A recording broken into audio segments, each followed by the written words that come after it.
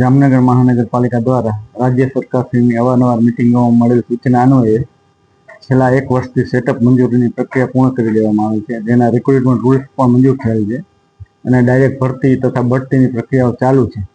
તે પૈકી હાલે જુદા જુદા સંવર્ગની ક્લાસ 1 ઓફિસરની ફાઇલ, જેમાંથી 4 ફાઇલો 2/8/24ના રોજ મોકલવામાં આવેલ હતી. ત્યારબાદ થોડી ઘણી પૂર્તતા પછી 2/1/25ના રોજ મૂકવામાં આવેલ હતી.